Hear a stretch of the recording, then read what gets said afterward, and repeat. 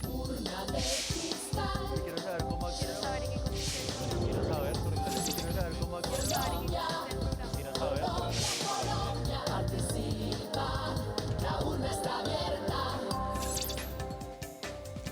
Hola, muy buenas noches, bienvenidos al programa de la participación ciudadana en el que ustedes preguntan y el gobierno responde.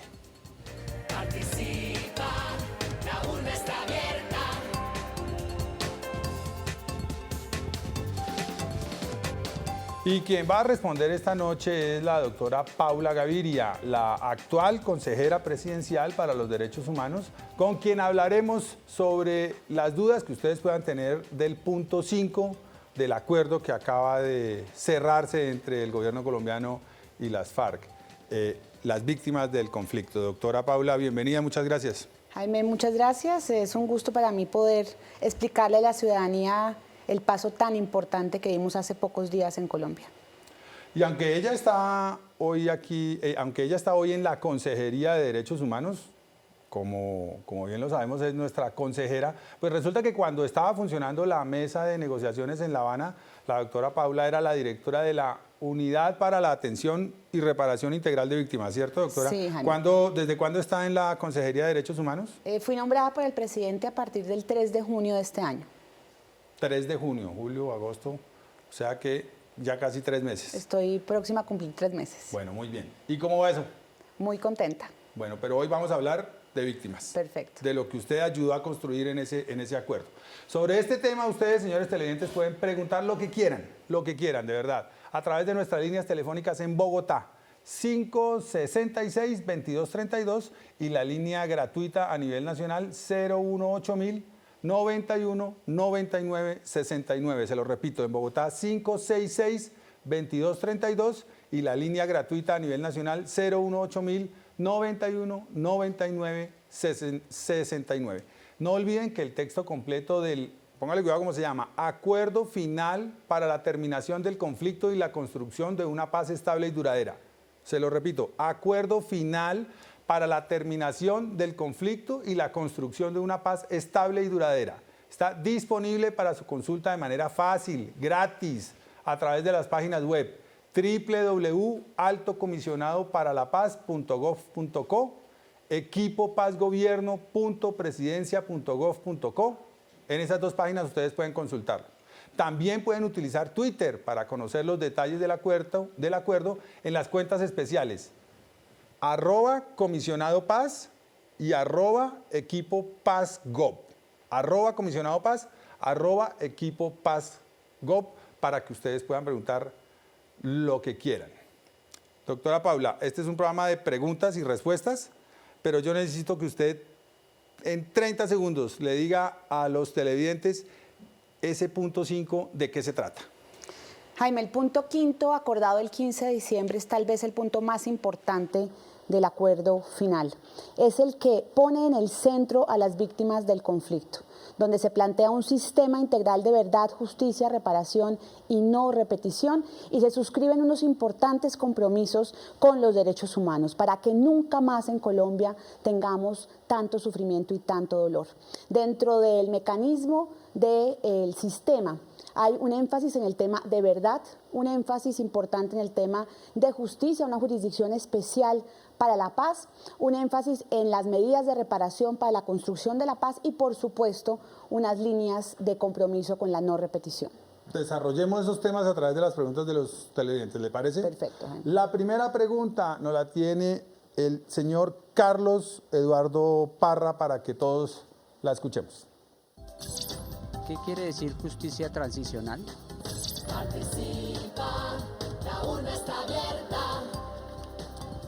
Bueno, doctora Paula, ¿qué quiere decir justicia transicional? Aquí toca hacer pedagogía desde el principio. Justicia transicional es la manera que encuentran los estados para satisfacer el máximo los derechos de las víctimas, pero igualmente ofrecer unas garantías para que quienes están en un conflicto con el Estado, un conflicto armado o en la transición de una dictadura a la democracia, puedan tener un proceso y unas posibilidades de reincorporarse a la vida civil. Es satisfacer al máximo los derechos de las víctimas, sopesar ese esa aspiración de todos los seres humanos, que es la paz, la preservación de la dignidad, de la vida y obviamente la justicia. ¿Transicional tiene que ver con que es temporal? Es temporal y busca un arreglo que permita precisamente combinar una serie de mecanismos de verdad, de reparación, de justicia, de no repetición, con la posibilidad de garantizar esa reintegración de las personas que en este caso estuvieron en armas como las FARC. Bueno, muy bien. Queda claro entonces ya que es justicia transicional, que no es una justicia que se va a quedar para siempre. Claro que no. Bien. Vamos ahora con el señor Elías Cardoso, que también tiene una inquietud sobre el punto 5 del acuerdo logrado en La Habana. ¿Se va a lograr justicia con este acuerdo?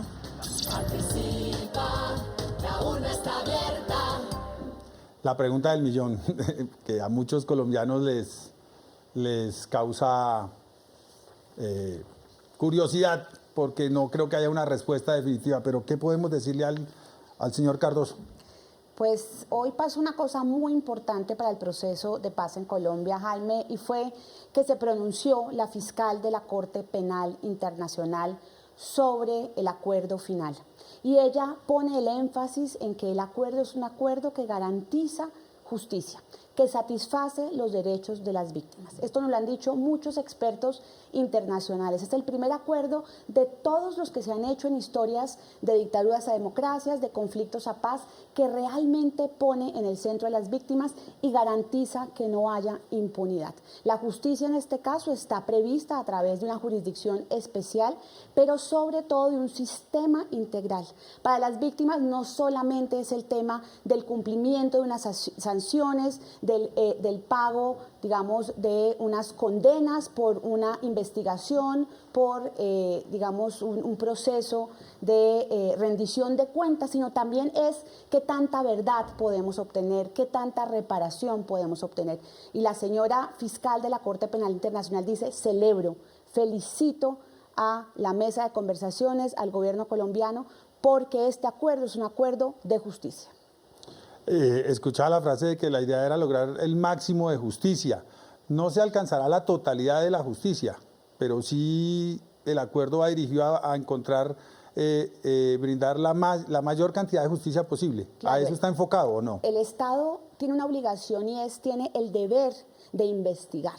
Y en este caso está claro ese deber de investigar a través de esta jurisdicción especial que tiene una serie, digamos, de mecanismos que garantizan diferentes entradas, en donde claramente lo que se busca es incentivar el cumplimiento al máximo de los derechos de las víctimas. Entre más y mejor se comporte quien está en este proceso, con esas obligaciones frente a la verdad, frente a la reparación, mejor le va en el tratamiento que recibe. Y eso es muy importante porque genera una serie de incentivos para favorecer al máximo los derechos de las víctimas.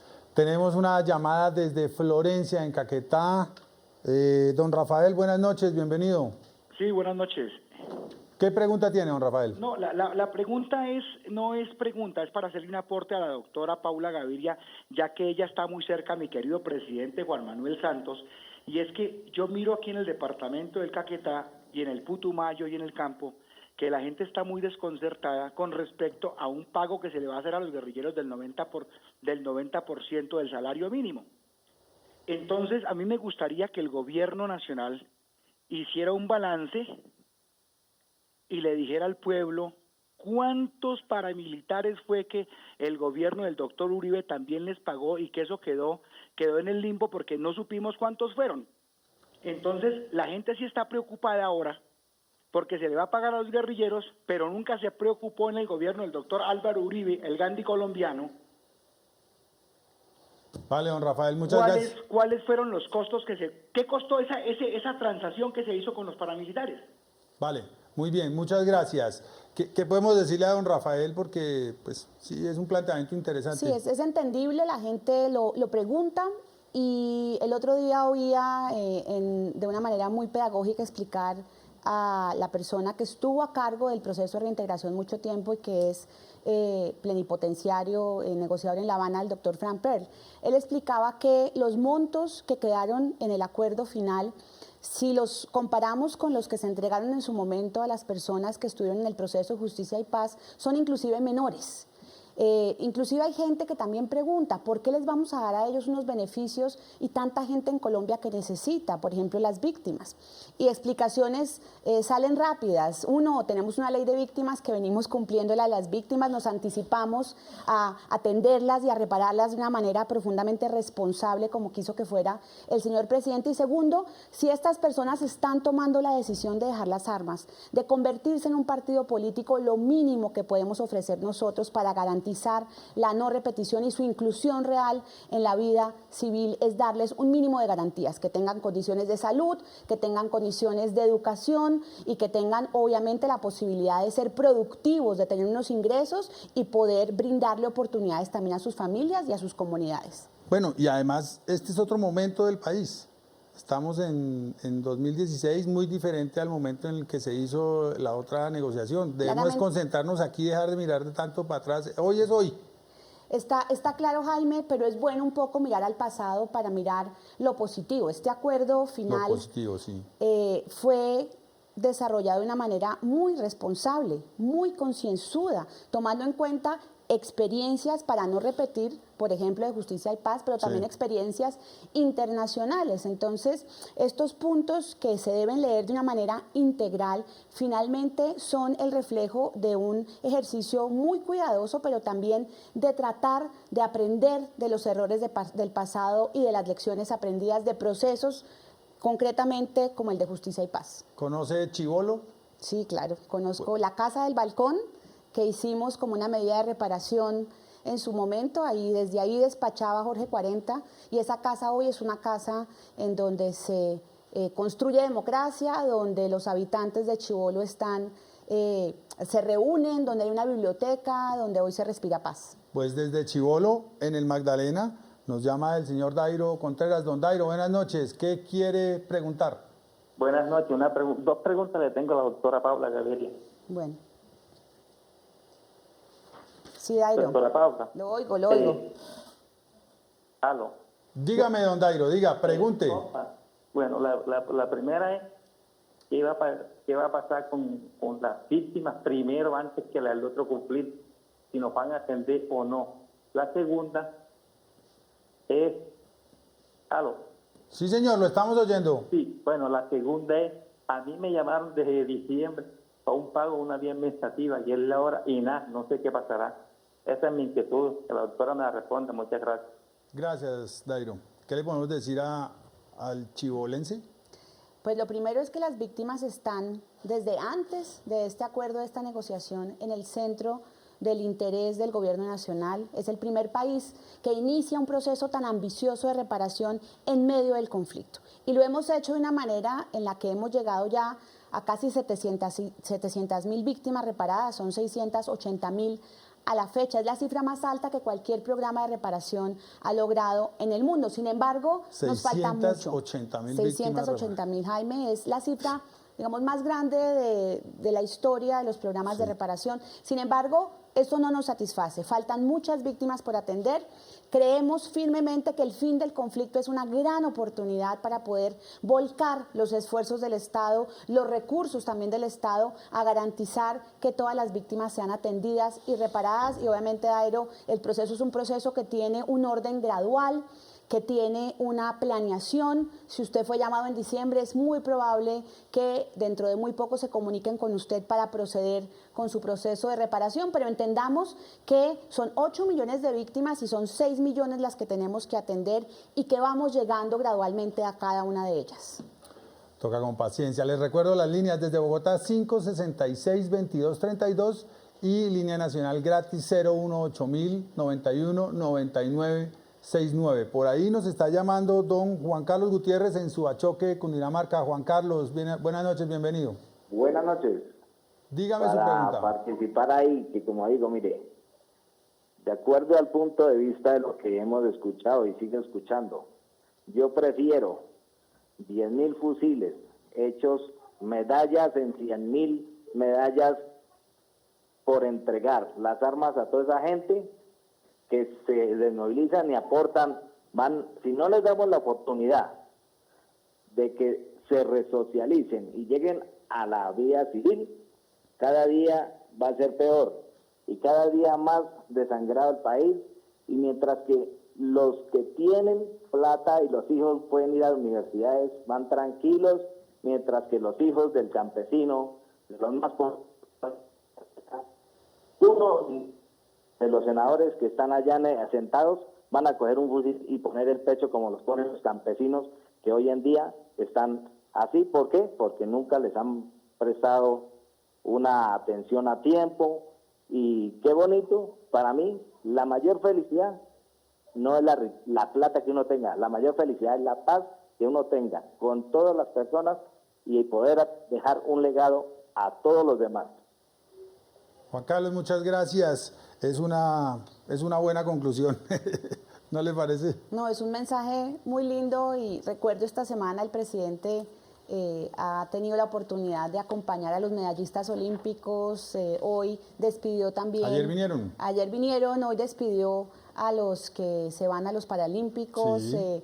Y cuando le oigo decir que en medallas, claro, ojalá fueran medallas no solamente para quienes se están reintegrando, sino para tantos campesinos, tantos defensores de derechos humanos, tantos ciudadanos que trabajan por la paz de este país, deportistas víctimas también, como muchos de ellos que se han forjado a pulso ese lugar en la historia. Entonces, esa es la ilusión de todos los colombianos, como la que usted menciona, y lo mínimo que podemos hacer por este proceso es generar unas garantías para quienes toman la decisión poderse reincorporar a la vida civil. Adicionalmente, este es un proceso, Jairo, que se ha cuidado mucho en la parte del desarme. Errores de otros países han sido no haber sido suficientemente cuidadosos, vigilantes, con una verificación internacional frente al desarme. Cada una de las armas, hasta el final de todas las armas, van a ser entregadas, y esas armas van a construirse a partir de ellas 3 monumentos. Uno en Colombia, en un lugar por definir, otro en Cuba y otro en la sede de Naciones Unidas, y eso va a ser motivo O de sea, van mucha a coger las ilusión. armas, las van a fundir y van a repartir eso en 3 ciudades y va a haber 3 monumentos. 3 monumentos para que la humanidad... Bogotá, o Colombia dijo. Colombia. Colombia no sabemos Lugar dónde por todavía. definir. Cuba, Cuba. como y, agradecimiento por todo lo que nos ayudaron allá a negociar. exactamente. Y la sede de Naciones Unidas en Nueva York. En Nueva York, Estados Unidos. Como un símbolo para no olvidar nunca que lo que pasó en Colombia no puede repetirse en ninguna parte del mundo. Muy bien, muy bien. A esta hora nos contacta Estela García en Bogotá. Estela, buenas noches, bienvenida. Buenas noches. ¿Qué pregunta tiene, saludo Estela? es para nivel nacional frente a nuestras víctimas. Aló. Sí, la escuchamos. Bueno, para mí escuchar a la señora Gaviria no me llena las expectativas, porque ella lo hace ver cuando fue directora de la unidad de víctimas como si nos estuviera haciendo un favor, ¿sí?, en nuestra reivindicación de nuestros derechos. Tan así que llegó al máximo de tutelas y casi no se puede posicionar en su nuevo cargo. Entonces sí le pido de no seguir derechos un poco más de respeto hacia las víctimas. Yo pienso que César Díaz, diputada al director de la unidad de víctimas, Adam Jara. Muchísimas gracias. Bueno, Estela, alcancé a oír una parte donde ella pide más respeto para las víctimas.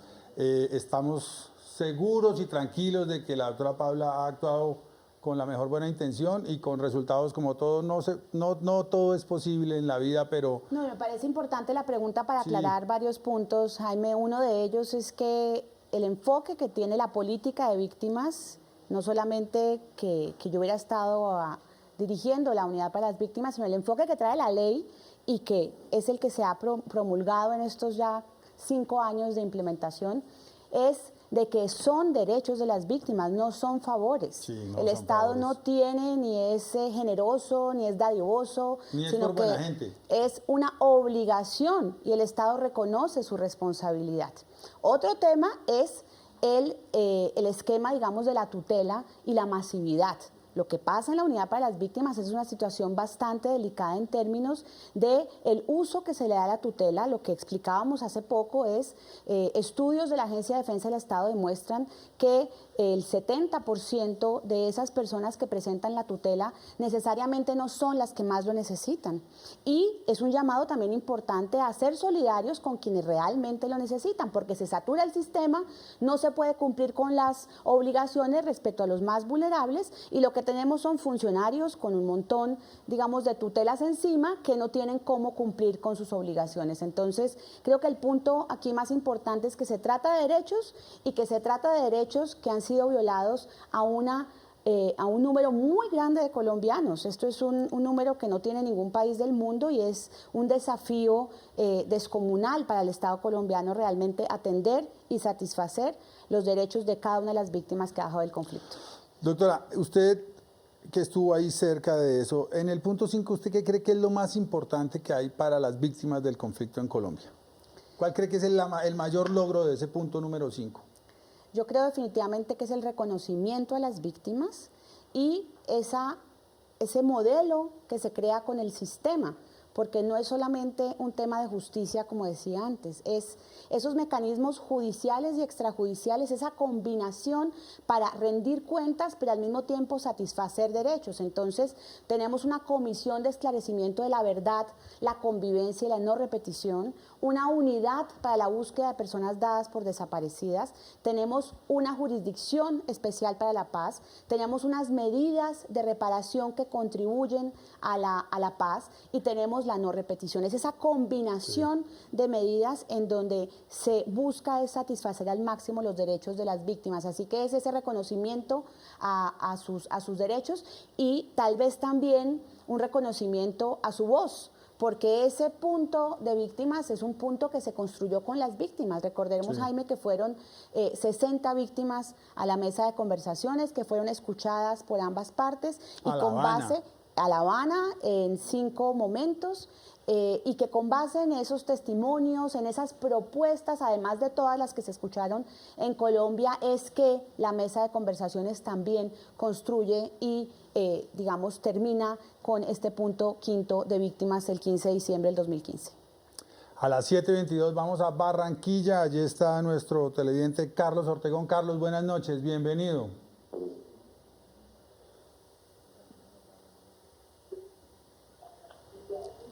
Carlos, lo escucho. Te estoy escuchando, sí. ¿Qué quiere preguntar, Carlos? Pues yo le quiero preguntar a la doctora Paola lo siguiente. ¿Por qué en los acuerdos de La Habana no quedaron plasmados? Sí, ¿por qué en los acuerdos de La Habana? Yo le quiero preguntar a la doctora Paola, ¿por qué en los acuerdos de La Habana no quedaron plasmados la entrega de los niños menores de edad que están en las filas de la FARC? 1. 2. ¿De qué manera? Sí, señor, lo estoy oyendo. 2. Sí. Segundo, ¿de qué manera la FARC van a reparar con su patrimonio a las víctimas del conflicto? Sí, porque normalmente es el Estado lo que le ha tocado indemnizar a las víctimas patrimonialmente, pero nosotros, para nadie es oculto que la FARC tiene una fortuna tanto aquí en nuestra patria como en el exterior, así de que ellos también deberían de indemnizar a las víctimas del conflicto armado. Muy bien, Carlos, muchas gracias. Puntualmente, la primera inquietud de Carlos sobre los niños. Sí, hay un acuerdo que se suscribió el 15 de mayo, el acuerdo comunicado número 70, donde se adquiere un compromiso con la salida de todos los niños y jóvenes que hacen parte de las filas de las FARC. Explicaba también hace unos días el jefe negociador que esa medida, digamos, inmediata, humanitaria, de la salida de estos menores antes de la firma del acuerdo final, pues no se ha dado. Sin embargo, en el acuerdo final, en el mecanismo que se crea para la implementación de los acuerdos, una comisión de verificación e implementación y solución de diferencias para los acuerdos que va a estar vigente varios años, se le da la tarea de que diseñe este programa de respuesta de atención, de reintegración de estos niños y niñas, y esa comisión tendrá la tarea prioritaria de garantizar que en un tiempo muy rápido salgan estos niños de las filas de las FARC. El compromiso está suscrito por las FARC y estamos obviamente esperando que esto suceda de esta manera. Y el segundo punto donde él dice que por qué las FARC no reparan con su patrimonio a sus víctimas. En el punto de víctimas están previstas una serie de medidas de reparación a las víctimas, más allá de las sanciones propias que van a estar establecidas en la Jurisdicción Especial para la Paz, sanciones propias que son aquellas que se obtienen cuando la persona ha ofrecido el máximo de verdad y de reconocimiento de responsabilidad, que son sanciones restaurativas y reparadoras. Pero también están las medidas de contribución, de la reparación como contribución a la paz, que son medidas de reconocimiento de responsabilidades, como la que hubo en Bojayá en diciembre del año pasado, medidas materiales de reparación como el desminado, la reforestación, la contribución a la sustitución de cultivos, y también hay un compromiso explícito de compromiso con la reparación material, es decir, las FARC se comprometen también a reparar con su patrimonio. Y lo último es que el Estado no renuncia a su deber de investigar, de perseguir los bienes que hayan adquirido las FARC de manera ilícita. Lo cierto es que quedan 33 días para que los colombianos puedan informarse sobre el acuerdo que puede definir casi que el futuro de nuestro país. Hace 2 días fue revelada por el presidente de la República la pregunta que se le formulará a los colombianos por la cual deberán votar sí o no el plebiscito por la paz el próximo domingo 2 de octubre. La presentación se hizo durante la firma en la Casa de Nariño del decreto que convoca al plebiscito para refrendar los acuerdos de paz, que fue aprobado por una abrumadora mayoría del Congreso de la República y en tiempo récord al comienzo de esta semana. Según este decreto, como ya lo sabe el país, el plebiscito se realizará el domingo 2 de octubre, en 33 días. Y la pregunta que responderán los ciudadanos con su sí o con un no es la siguiente.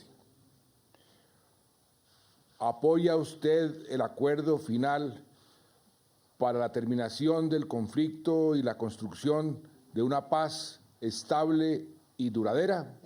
La pregunta obedece al mandato proferido por la Corte Constitucional, en el que se establece que la pregunta debe tener como características la claridad, la sencillez y la objetividad. La pregunta lo que hace es preguntarle al pueblo si aprueba o no exactamente las palabras que aparecen en el título de los acuerdos. O sea que aquí no hay lugar a ninguna confusión. Esto es una pregunta clara, directa y sencilla. No es una pregunta retórica sobre si los colombianos quieren o no la paz, sino es muy concreta sobre si apoyan o no el acuerdo final, que ya ha sido publicado y difundido y será publicado y difundido durante todos estos días por todos los medios. A esto se suma que desde el pasado lunes el país comenzó el cese al fuego y de hostilidades bilateral y definitivo, garantizándose así todas las condiciones para que los colombianos se pronuncien libremente. Desde el gobierno tendrán todas las garantías para hacer campaña por el sí o por el no, y para votar con tranquilidad, para votar con seguridad.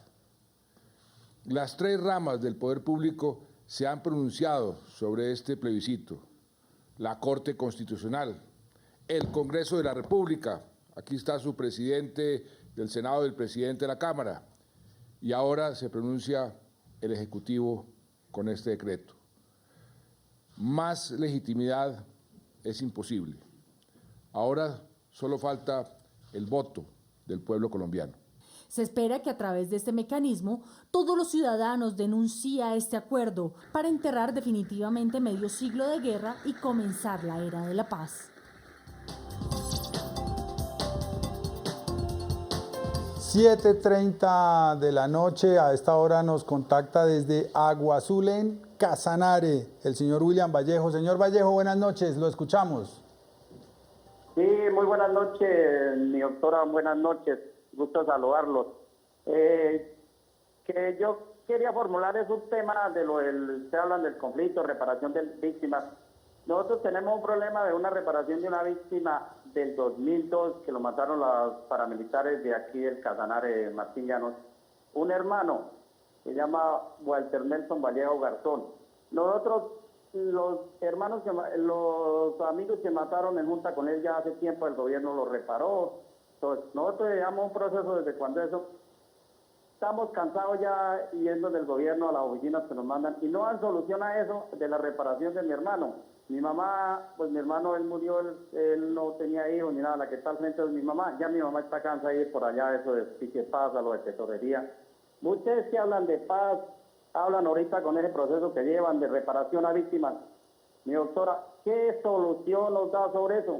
Si a mi hermano lo han reparado, no han pagado, no han dicho nada. Ya nos cansamos de ir por allá. Ustedes le agradezco muchísimo y que tengan una buena noche para que nos echen la manito en eso.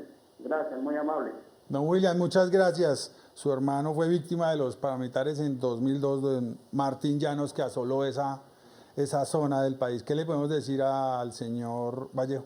Sí, una de las situaciones más difíciles, Jaime, es cuando hay, digamos, núcleos familiares extensos y una de las situaciones más recurrentes que suceden en el proceso de indemnización es que a veces no se logra contactar o identificar todo el núcleo familiar, todos los beneficiarios de las personas que son asesinadas al momento de proceder a las indemnizaciones. Estoy casi segura que ese puede ser el caso de don William.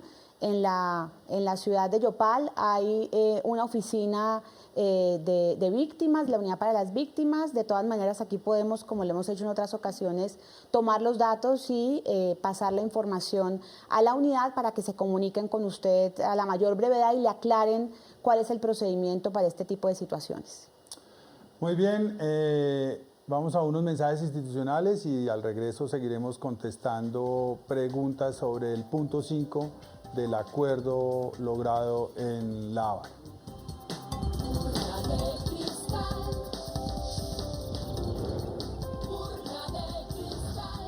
(7:33 de la noche), seguimos en El Gobierno Responde, nos comunicamos con Mari Alzate en Bugalagrande, en Valle. Mari, buenas noches, la escuchamos.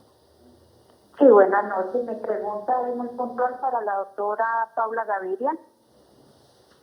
Siga. Mi pregunta es la siguiente. Ahorita con lo de la indemnización, yo quiero saber si la indemnización va a ser individual o va a ser por grupo o núcleo familiar. Muchas gracias, Mari. Expliquemos un poco cómo va a ser ese mecanismo, doctora Paula. Sí, el mecanismo es el que se tiene ya en la ley de víctimas. La indemnización puede ser individual o colectiva y dependiendo del hecho victimizante se hace al núcleo familiar o a los beneficiarios de la víctima directa en el caso, por ejemplo, del secuestro cuando la persona es liberada. Entonces, en el caso del desplazamiento, esa indemnización se hace al hogar que fue desplazado. Y en los demás casos, homicidio, el caso de la persona que llamó, a los beneficiarios de la persona que fue asesinada, para hablar en concreto de ese caso, o personas desaparecidas, a sus familiares. También existe, como decía, la reparación colectiva. Es cuando comunidades, grupos sociales, grupos políticos fueron afectados por el conflicto. La Unidad para las Víctimas tiene hoy ya casi 400 procesos de reparación colectiva andando y el Estado y el acuerdo en el punto 5 se compromete a seguir fortaleciendo ambas reparaciones, ambas modalidades de reparación. 400 procesos en la modalidad colectiva. Colectiva, sí. ¿Y en modalidad individual? Los 680.000 que ya lleva la unidad y obviamente toda la ruta de reparación de las personas que están en proceso de ser indemnizadas. María Jaraba nos contacta desde Villa María en Caldas. María, buenas noches. ¿Qué pregunta tiene? Muy buenas noches. Doctora, tengo como dos preguntitas por hacerles. Es sobre la amnistía. La amnistía. Sí, señora, Pues, diga. Mi pregunta es la siguiente. ¿Por qué, cómo el señor presidente les da amnistía a la guerrilla? Si yo, pues hasta donde tengo yo conocimiento, la amnistía generalmente se le dan a determinados tipos de delitos políticos, ¿sí? ¿Y qué ocurrió? Que él les cedió a ellos la amnistía.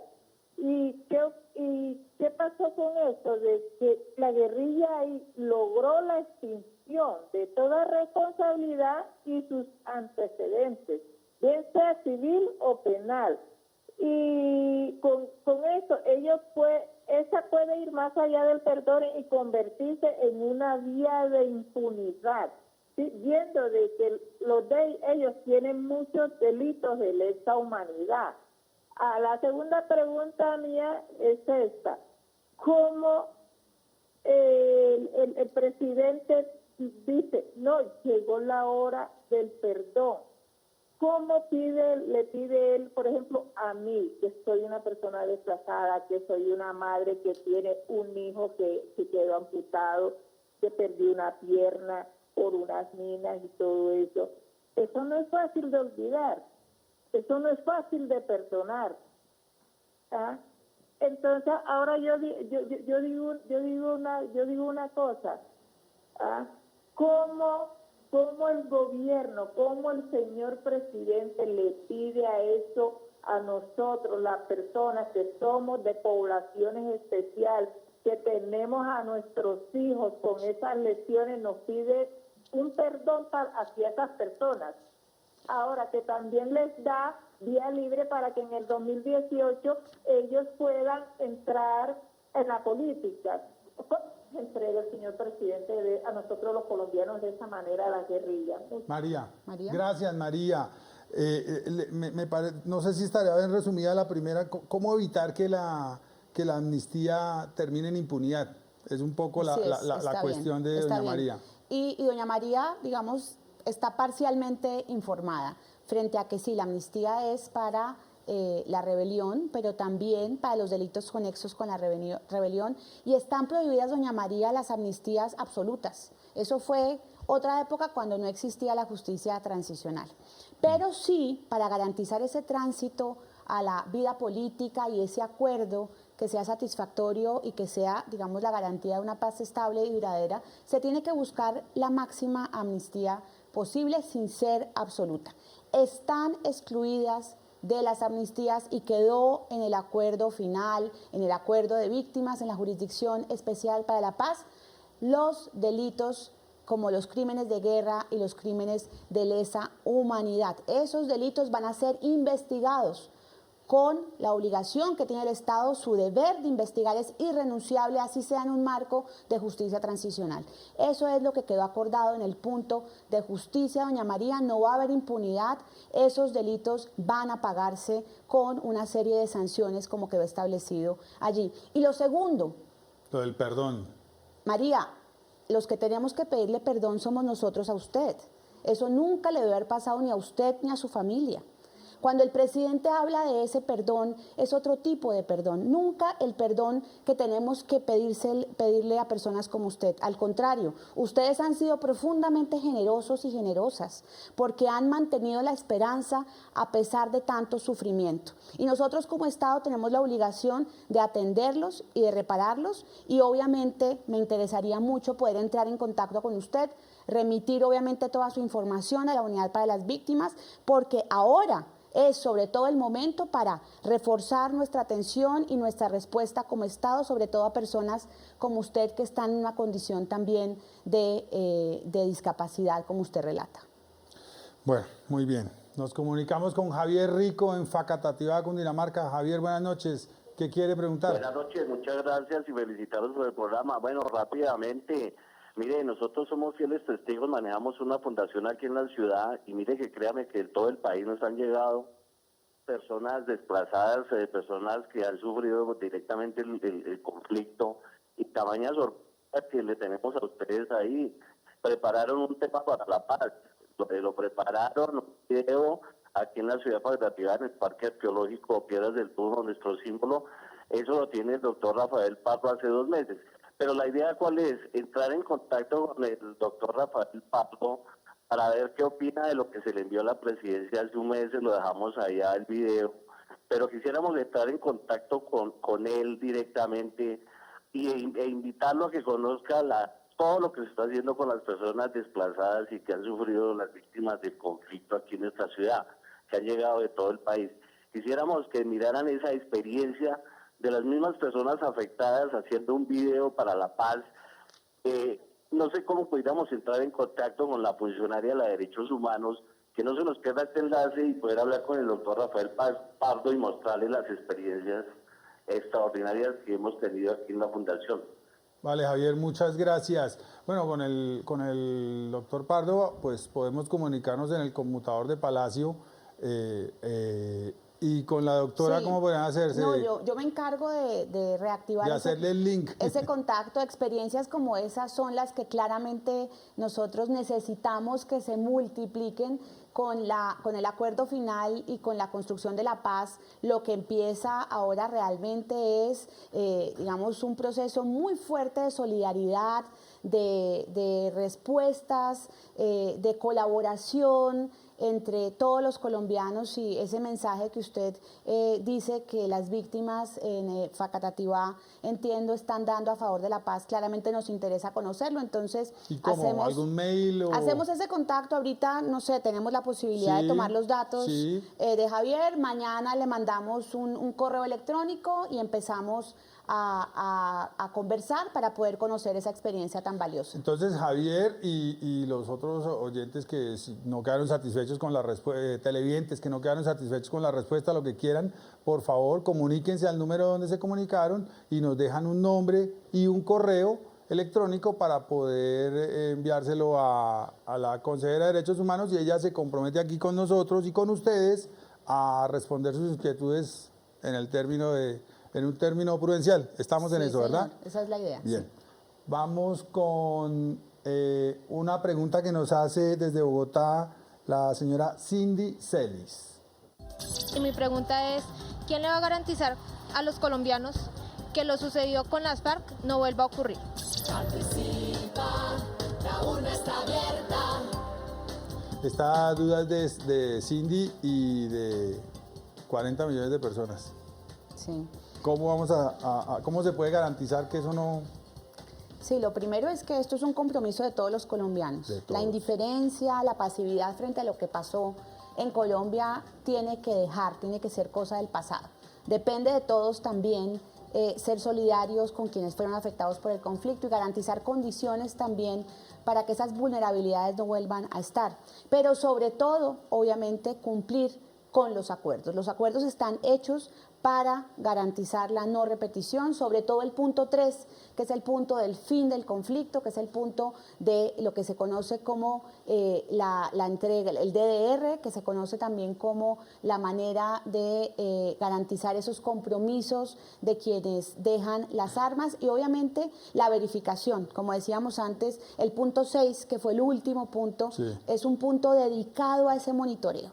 Eso no queda nada sin cubrir en términos de la supervisión de cómo va a ser esta desmovilización y esta reintegración a la vida civil. Pero no va a ser suficiente la reintegración, insisto, tiene que haber un pacto ciudadano y un compromiso absoluto de todos y cada uno de los colombianos por buscar que esto nunca, jamás se repita. Una cultura de respeto por el otro, de respeto por los derechos humanos, de igualdad, de inclusión, de garantizar que haya justicia también ordinaria, que se activen y se fortalezcan los mecanismos de resolución pacífica de conflictos. Tantas posibilidades que el acuerdo también prevé para fortalecer la convivencia entre los colombianos, para que nunca más sean las armas ni la violencia la manera de resolver las diferencias entre nosotros. Sí, así es. Vamos a Chía, Cundinamarca. Está don Luis Castañeda. ¿Don Luis está con nosotros? Sí, señor. Don Luis, buenas noches. ¿Qué quiere preguntarle a la doctora Paula? Sí, señor, buenas noches. Adelante. Mi pregunta es la siguiente, es que ¿por qué el gobierno no exige a la guerrilla la indemnización a las personas, a las víctimas, con toda la plata que la guerrilla tiene, que tiene mucha más plata que el Estado, y lo tenemos que pagar las personas de bajos recursos, con los impuestos? Don Luis, gracias. Es una pregunta reiterada. Mire que ahí siguen Sí, de es otra la- forma preguntando lo mismo. La segunda vez, sí. Lo primero es que, según la justicia transicional, la reparación, la indemnización en concreto, le corresponde a quien causó el daño en primer lugar. El Estado colombiano, ¿qué decidió con la ley de víctimas? Decidió no esperar el fin del conflicto, no esperar a quienes que causaron los daños fueran los que indemnizaran, sino decidió hacer un programa administrativo muy ambicioso de reparación. Obviamente que es muy importante reconocer que el Estado también ha sido causante de victimizaciones y en ese sentido también reconoce su responsabilidad. Pero esto es una decisión muy valiente, muy importante, celebrada en el mundo entero que tomó el presidente Santos con la ley de víctimas de garantizar que el mayor número de víctimas tengan una respuesta a sus victimizaciones. Esto es el programa de reparación más ambicioso de la historia. Y nuevamente repetimos que el punto 5 de víctimas y en el acuerdo final se retoma, está el compromiso de las FARC también con la reparación material a través de sus bienes a las víctimas. Cuando usted acepta venir aquí, sabe que le van a hacer preguntas incómodas. Pues yo creo que hay que explicarle a la ciudadanía de qué se trata esto, porque si no entendemos no nos podemos comprometer con lo que se requiere. Este es un momento de cambio y de compromiso absoluto. Entonces, me encanta poder explicar esas dudas que tienen muchos colombianos. Es una buena oportunidad para el gobierno y es una buena oportunidad para los ciudadanos este espacio que en este momento aprovecha don Jorge Pineda en Manizales, en Caldas. Don Jorge, buenas noches. ¿Cómo le va? Bien, gracias. ¿Cuál es su pregunta, don Jorge? Hombre, mi pregunta es la siguiente. Resulta que nosotros llevamos más o menos 16 años ya de haber tenido el problema que nos sacaron de Santa Marta. Y yo lo que no entiendo es algo. O sea, según eso, a nosotros no nos han pagado una indemnización que supuestamente el gobierno debe dar, ¿no? Pero van a reparar primero a los guerrilleros, ¿o qué? ¿O cómo es la cosa? Yo lo que no entiendo es eso. Vamos para 16 años ya. Y según eso, los guerrilleros reciben un sueldito mensual, ¿no es cierto? Y nosotros, que llevamos 16 años, 2 veces nos han dado como 500.000 pesos en 16 años. Entonces yo le pregunto a la doctora, hablar ahí es muy lindo, pero la responsabilidad, ¿qué? ¿O es que usted responde por todo el gobierno, qué? Porque es que yo no estoy de acuerdo, pues que de verdad, nosotros que somos 5 personas en la familia, tuvimos el problema en Santa Marta, nos sacaron de allá, llevamos 16 años así, y van a indemnizar primero los guerrilleros que nosotros, ¿qué? Don Jorge, muchas gracias. Bueno, 16 años desplazado de Santa Marta y...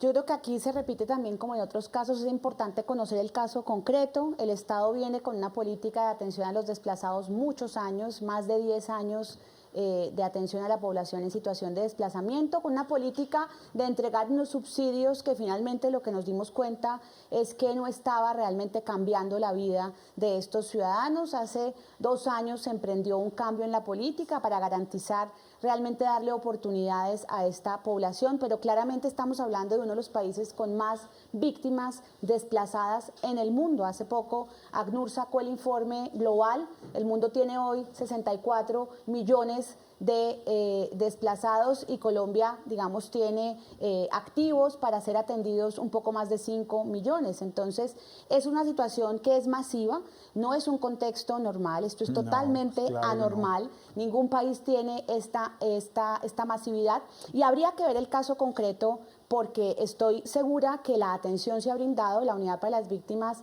ha brindado ayuda humanitaria a la totalidad de los desplazados. Habría que ver cuál es el caso concreto y sobre todo, más que la ayuda humanitaria, es la solución definitiva al caso de don Jorge. El compromiso del Estado es ese.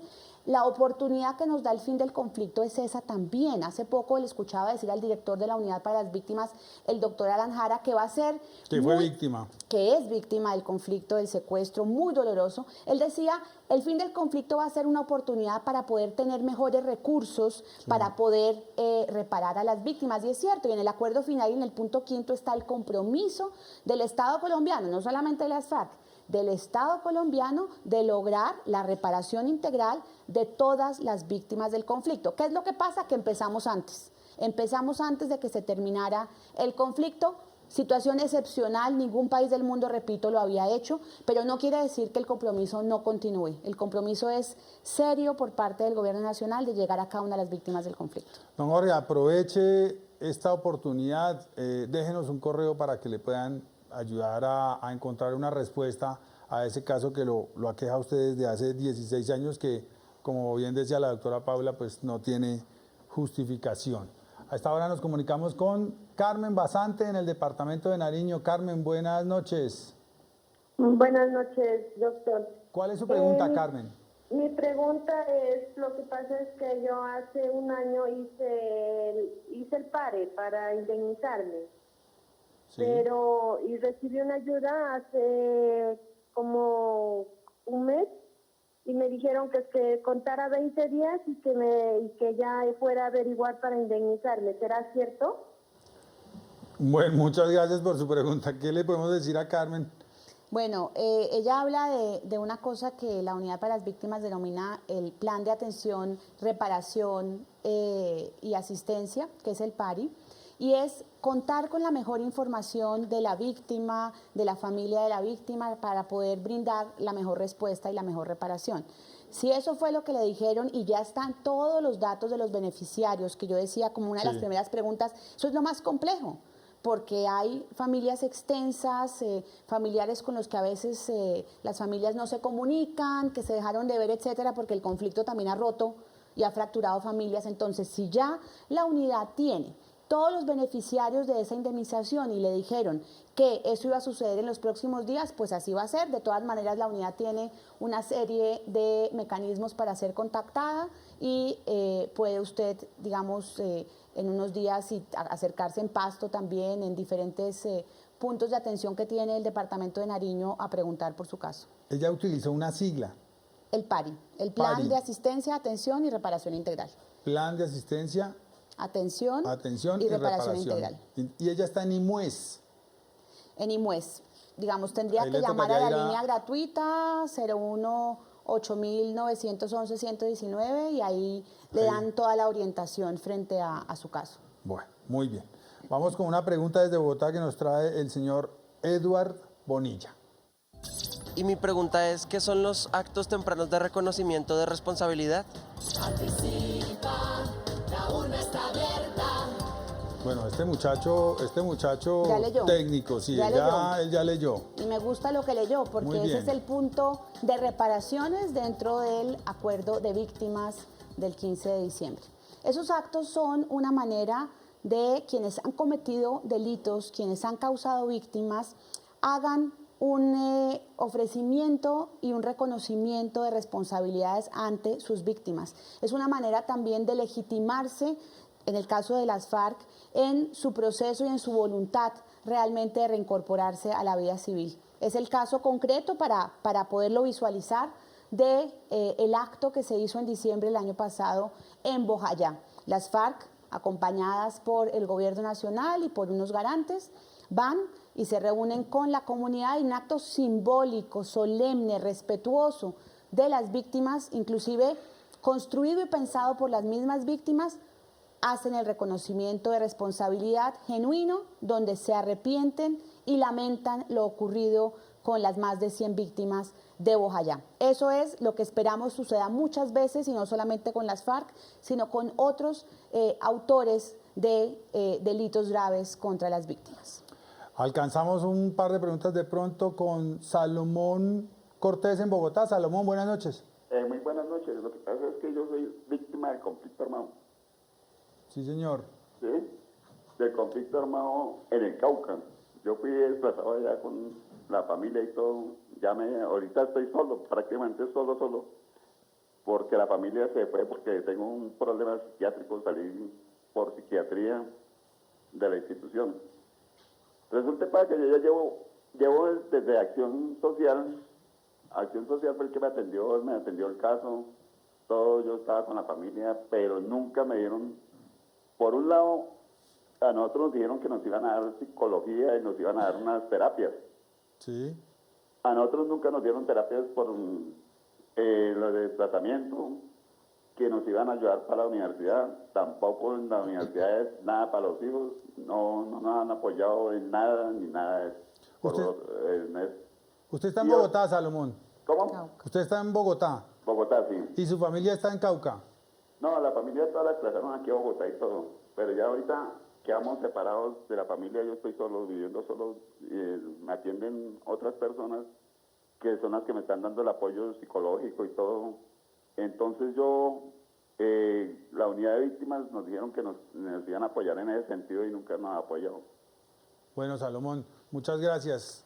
Ese es uno de los desafíos más grandes que tiene ahora el posconflicto, es la salud mental de los colombianos y la salud emocional, porque no solamente es la posibilidad de tener algún tipo de enfermedad, sino el sufrimiento mismo es una carga que no tendría que sufrir ningún colombiano. Y el caso que nos cuenta don Salomón, pues lo lamento muchísimo, tenemos la obligación como Estado de atenderlo. En la unidad para las víctimas se han atendido ya y con el Ministerio de Salud más de 300.000 personas en su salud emocional. Hemos detectado que son más de 3 millones las personas víctimas del conflicto que requerirían algún tipo de atención psicológica, de acompañamiento psicosocial, pero cuando ya se trata de casos de psiquiatría, es muy importante que sean atendidos por el sistema de salud y por eso este es uno de los casos que de todas las llamadas de hoy me parece más importante para tomar los datos. Don Salomón, me interesa mucho, ya que está en Bogotá, tenemos la posibilidad de mirar con alcaldía y con la unidad para las víctimas y Secretaría de Salud cómo acompañamos su situación. Doble tragedia, uno desplazado y dos separado de su familia. Y obviamente eso lleva a unas secuelas de sufrimiento que pueden derivar en unas afectaciones psicológicas más agudas. Hombre, Salomón, aproveche esa oportunidad. Déjenos su mail para que podamos, para que la Consejería de Derechos Humanos, la doctora Paula, que tiene contactos, pueda ayudar a encontrar una solución a ese problema. En 2015, específicamente el 15 de diciembre, como lo apuntó Paula Gaviria, las delegaciones del Gobierno Nacional y las Fuerzas Armadas, las FARC, anunciaron desde el Salón de Protocolo del Laguito en La Habana, Cuba, la firma del acuerdo sobre las víctimas del conflicto. Sistema integral de verdad, justicia, reparación y no repetición, incluyendo la Jurisdicción Especial para la Paz y compromiso sobre derechos humanos. Tras un año y medio de discusión, los negociadores presentaron el sistema que permitirá resarcir los derechos de las víctimas. Este proceso, como hasta ahora no se ha hecho en ningún otro proceso en el mundo, pone a las víctimas en el centro de la solución. Y lo hicimos por dos razones. Primero, pensando en los millones de colombianos que se han visto afectados por la guerra, que han sido heridos, han perdido a sus seres queridos o han sido desplazados de sus tierras. Y segundo, pensando en las víctimas del futuro, porque la razón esencial de este proceso es que no haya más víctimas. Por lo que el acuerdo contempla un sistema integral de verdad, justicia, reparación y no repetición, y un compromiso con la promoción, el respeto y la garantía de los derechos humanos. Dentro de estos compromisos se incluyen trascendentales acuerdos como la creación de la Comisión para el Esclarecimiento de la Verdad, la Convivencia y la No Repetición, la Unidad Especial para la Búsqueda de Personas dadas por desaparecidas en el contexto y en razón del conflicto, la Jurisdicción Especial para la Paz y las medidas específicas de reparación. Permitiendo así que cada una de las partes fijaran su compromiso. Pero hemos asumido nuevas responsabilidades y estamos prestos a perfeccionar el sistema de reparación que hoy existe.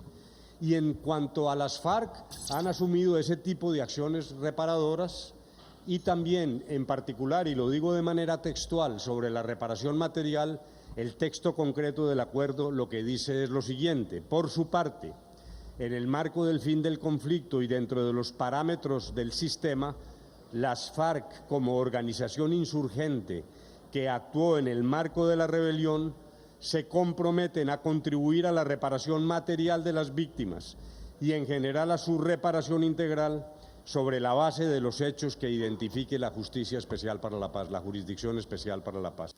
Convirtiendo este acuerdo en un hito para la historia. El aporte a la verdad, el reconocimiento, la reparación y las sanciones son un todo que generan un esquema extraordinariamente equilibrado que se logra por primera vez en el mundo en medio de un conflicto en desarrollo, de un conflicto vivo. Sin lugar a dudas, este punto permitió dar un paso más en la construcción de una paz estable y duradera y a finalizar esa guerra que por más de 50 años produjo más de 7.7 millones de víctimas. 8:01, la consejera para los derechos humanos, Paula Gaviria, nos ha ayudado a entender un poquito más esto. Pero nos toca irnos 30 segunditos para que usted le diga a los colombianos qué deberían mirar con mayor atención en el punto 5 del acuerdo para que se animen a votar el próximo octubre. Bueno, el punto 5 es el punto tal vez más trascendental del acuerdo final alcanzado con las FARC. Una recomendación, leerse la introducción del punto 5 sintetiza el espíritu de lo que es este sistema integral, este compromiso con los derechos humanos, una rendición de cuentas, una rendición de responsabilidades de los autores de los peores crímenes, a la par que unos mecanismos judiciales, extrajudiciales de verdad, de reparación, de no repetición, para garantizar la mayor satisfacción de los derechos a las víctimas. Gracias por venir. Gracias a ustedes. Consejera, muchas gracias por acompañarnos. Feliz noche para ustedes y feliz noche para los televidentes que nos acompañaron hoy en esta emisión del programa de la participación ciudadana, en el que ustedes preguntan y el gobierno responde.